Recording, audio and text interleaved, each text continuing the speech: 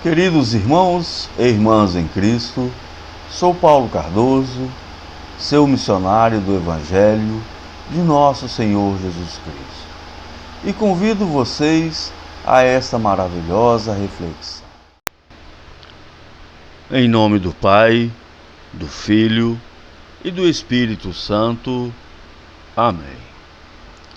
Parábola do servo impiedoso.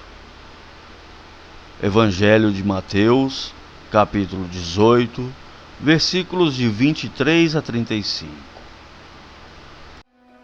Por isso o reino dos céus pode comparar-se a um certo rei que quis fazer conta com os seus servos. E começando a fazer contas, foi-lhe apresentado um que lhe devia 10.000 talentos. E não tendo ele com o que pagar, o seu senhor mandou que ele, sua mulher e seus filhos fossem vendidos com tudo quanto tinha, para que a dívida lhe pagasse. Então aquele servo, prostrando-se, o reverenciava, dizendo: Senhor, seja generoso para comigo, e tudo te pagarei. Então o senhor daquele servo, movido de íntima compaixão, soltou-o e perdoou-lhe a dívida. Saindo, porém, aquele servo, encontrou um dos seus conservos, que lhe devia 100 dinheiros, e lançando mão dele, sufocava-o, dizendo: Paga-me o que me deves. Então o seu companheiro, prostrando-se a seus pés, rogava-lhe, dizendo: Seja generoso para comigo, e tudo te pagarei. Ele, porém, não quis, antes foi encerrá-lo na prisão, até que pagasse a dívida. Vendo, pois, os seus conservos o que acontecia, contristaram-se muito e foram declarar ao Senhor tudo o que se passara. Então o seu senhor, chamando-o à sua presença, disse-lhe: Servo mau, perdoei-te toda aquela dívida. Por que me suplicaste? Não devias tu igualmente ter compaixão do teu companheiro, como eu também tive misericórdia de ti? E indignado, o seu senhor o entregou aos atormentadores, até que pagasse tudo o que lhe devia. Assim vos fará também meu Pai Celestial, se do coração não perdoardes cada um a seu irmão as suas ofensas.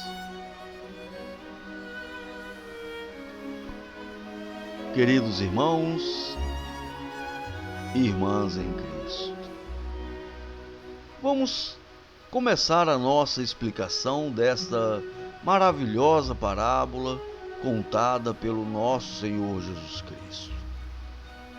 O credor incompassivo ou o servo impiedoso.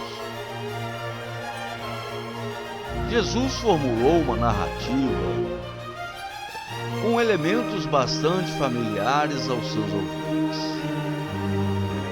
Ele fala de um senhor poderoso, um rei, que chamava seus servos para acertar as contas com eles. Esses servos, logicamente, parecem ser oficiais de grande importância em seu reino.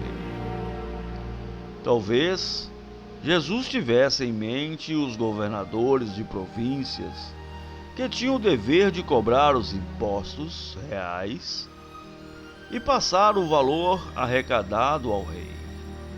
Isso pode explicar o tamanho da dívida do servo incompassível. O servo devia 10.000 talentos, que para a época era uma quantidade monetária muito alta. Um talento equivalia a no mínimo 6.000 denários romanos, ou dracmas gregas. Um denário ou uma dracma era a soma paga como salário pela jornada diária de um trabalhador. Isso significa que um operário precisaria de 1.000 semanas para ganhar um só talento. Então, mesmo para um administrador de províncias, a soma de 10.000 talentos era uma quantia impagável. Alguns arriscam a dizer que a projeção significa uma quantia de 10.000 talentos da atualidade e sugere um montante de no mínimo 10 milhões de dólares. Jesus não explica como o servo incompassivo acumulou uma dívida tão grande. Mas, na verdade, esse detalhe não tem importância para a mensagem da parábola. O grande objetivo aqui é mostrar que o servo tinha uma dívida a qual não podia pagar. O fato de o rei ter ordenado que o servo devedor fosse vendido para o pagamento da dívida, juntamente com sua família e seus bens, está de acordo com o contexto histórico da época. Essa prática não era incomum naquele tempo. Além disso, parece claro que, mesmo essa ação pagaria apenas parte da dívida.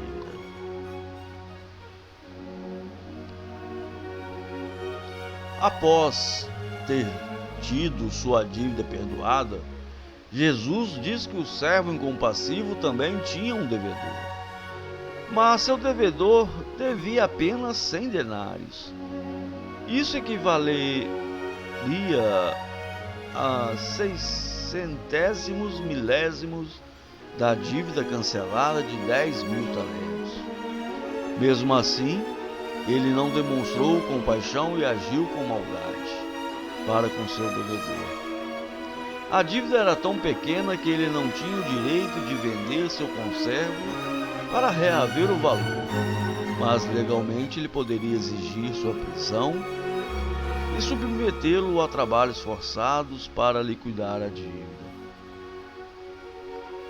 Quando o rei soube disso, entregou o servo incompassivo aos torturadores. O texto original usa um termo grego que indica oficiais designados pelos tribunais, cuja tarefa era torturar aqueles que tinham cometido crimes terríveis. Quando o rei diz que o servo incompassivo deveria ser torturado até que a dívida fosse paga, obviamente isso significa que ele jamais escaparia de seu tormento. Isso porque sua dívida era impagável. Queridos irmãos e irmãs em Cristo, para concluirmos a nossa reflexão, então o pecador perdoado deve sempre agir sob a base da misericórdia perdoadora. O mínimo que se espera daquele que foi perdoado é que também demonstre perdão. Na verdade, um coração que não perdoa também é um coração não perdoado. Por isso, nesse ponto deve haver muito cuidado. A parábola do credor incompassivo nos ensina que os homens só podem ter certeza de que suas dívidas foram canceladas se eles mesmos cancelarem as dívidas daqueles que estão endividados em relação a eles. Isso significa que eles só podem experimentar a certeza do perdão se estiverem dispostos a perdoar as ofensas cometidas contra eles. Além disso, por parte daquele que foi perdoado, jamais deveria ser difícil perdoar, visto que a dívida que Deus lhe perdoou é infinitamente maior do que aquele que os homens lhe devem.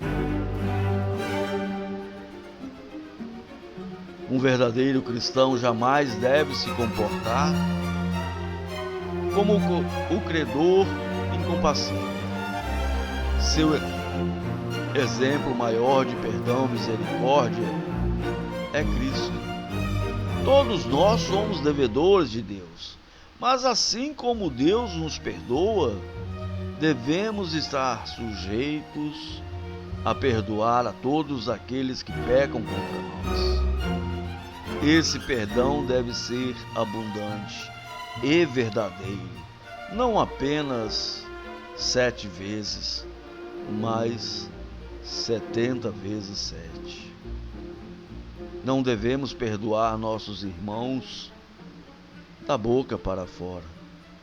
Devemos perdoar verdadeiramente, de coração, para que Deus também nos perdoe e aceite os nossos arrependimentos.